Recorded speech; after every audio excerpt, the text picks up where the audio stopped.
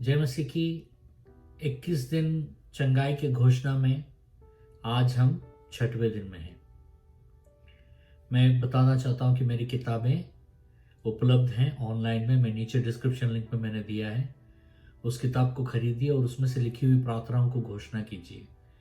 परमेश्वर आपको चंगा करेगा। और मेरा ईमेल दिया हुआ है, आप मेरे ईमेल में ज़रूर संपर्क कीजिए। मैं आपके लिए दुआ करना चाहूँगा। अगर आप पहला दिन, दूसरा, तीसरा, चौथा और पांचवा पिछले एपिसोड्स को आपने मिस किया है तो आप YouTube में जाइए और 21 दिन चंगाई की घोषणा प्रार्थना में जाइए और वहां पर प्लेलिस्ट रहेगा, उसमें आप सारे वीडियोस को आप देख सकेंगे।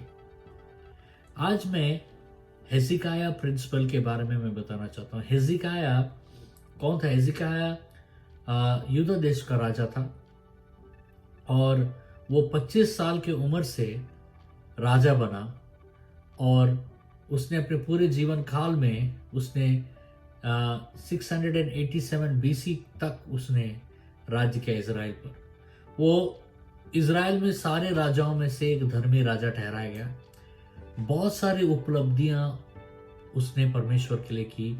मूर्ति पूजाओं को हटाया उसने, परमेश्वर का एक अनुशासन को स्थापना किया, याजक का अनुशासन को स्थापना किया, लेवियों को उन्होंने स्थापना की। ये सब आप दूसरे इतिहास 30-31 अध्यायों में आप पढ़ सकते हैं। उसने मूसा के कांस वाले सांप को भी ध्वंस कर दिया, क्योंकि दूसरे राजाएं 18:4 के अनुसार मूसा के कांस के सांप को सब आराधना करने लगे, तो उसने उस सांप को भी ध्वंस किया और परमेश्वर के अनुसार और चित्त पर वो चला। लेकिन दूसरे राजाएं 20वें अध्याय 1 से लेकर 6 वचनों में जब हम देखते हैं कि हेजिकाया को एक ऐसा रोग आया और परमेश्वर हेजिकाया के पास यशाया भविष्यवक्ता को भेजते हैं और यशाया भविष्यवक्ता इस भविष्यवाणी को लेकर आता है और कहता है कि हे राजा, अपने घर को संभाल ले, क्योंकि तू मरने वाला है, क्योंकि परमेश्वर ने कहा कि तू कभी ठीक नहीं होगा, तू मरने के लिए तैयार हो जा।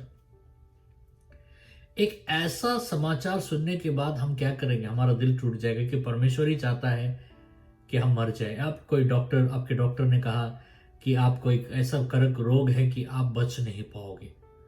हमारा दिल टूट जाएगा। हम क्या करेंगे? सारी आशाएं खो देंगे। लेकिन हेजिकाया प्रिंसिपल यानी हेजिकाया ने क्या किया, वो आज हमें करना है। हेजिकाया ने आशा नहीं छोड़ा। जैसा उसने इस समाचार को सुना, वो अपना मन छोटा कर उदास होकर नहीं बैठ गया। बाइबल कहता है कि वो परमेश्वर की दीवार की ओर मुड़ा, यानी यरूशलेम की ओर मुड़ा और उसने विनती की और कहा कि हे परमेश्वर, याद कर मैंने उस सारे धार्मिक कार्यों को जो मैंने किया है तेरे राज्य को स्थापना के लिए। मुझ पर दया कर वो रोने लगा। जैसा हेजिकाया रोने लगा, यशाया अब हेजिकाया के दरबार के चौखट पर था कि परमेश्वर हेजिकाया भविष्यवक्ता से आकर कहा कि वापस जा और राजा हेजिकाया को ये बात बता। और वह वापस गया राजा हेजिकाया को और कहा, परमेश्वर ये कह रहा है कि मैंने तेरी दुआ को सुना है और मैं तुझे और 15 साल आयु बख्श रहा हूं।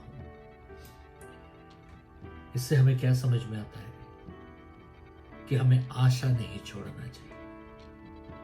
अगर कोई कहता है, अगर डॉक्टर्स कहता है, अगर आपका रिपोर्ट्स कहता है, आपका सेहत कहता है, या लोग कह रहे हैं कि आप मरने वाले हैं, लेकिन एक बात याद रखिए, आप क्या सोचते हैं बहुत ही मायने रखता है।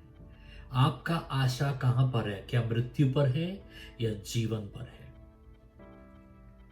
आपको तुरंत परमेश्वर की ओर मुड़ना है हिजकिय्याह की तरह और उनके सामने गिड़गिड़ाना है और विनती करना है और भीख मांगना है, क्योंकि परमेश्वर कृपालु है, दयालु है और हमारी विनती और प्रार्थना को सुनकर उत्तर देगा। आइए मैं आपके लिए दुआ करता हूं। हे पिता परमेश्वर, आज कोई भी आपके संतान जो इस प्रार्थना को सुन रहे हैं, क्या इस छोर पर अगर कोई है कि अगर वो सोच रहे कि मैं मरने वाला हूं क्योंकि मुझे एक रिपोर्ट आया है कि मेरे पास ज़्यादा साल नहीं है जीने के लिए, और मेरे सारे अंग काम करना बंद कर रहे हैं या दम तोड़ रहे हैं। तो आज मैं विनती करता हूँ पिता, उनके लिए मैं विनती करता हूँ कि वो तेरी ओर मुड़े, और हम आपकी ओर मुड़ रहे हैं। और आपके उस प्रिय संतान के लिए हम दुआ कर रहे हैं कि अभी भी आशा है, क्योंकि आप दुआ को सुनने वाले परमेश्वर हैं। परमेश्वर उनके हर बीमारी और उनके हर कमजोरी को तोड़िए यीशु मसीह के नाम और पवित्र लहू से। और परमेश्वर उनके अंदर में एक नया ऊर्जा, एक नया सामर्थ, एक नया जीवन प्रभु फूकिए यीशु के नाम से, और उनको संपूर्ण रूप से चंगाई दीजिए। यीशु के नाम से मांगते हैं, सुनिए, ग्रहण कीजिए, आमीन। मैं विश्वास करता हूं कि इसे किस दिनों में परमेश्वर आप लोगों को छुएंगे और चंगा करेंगे। परमेश्वर आप सबको आशीष दे।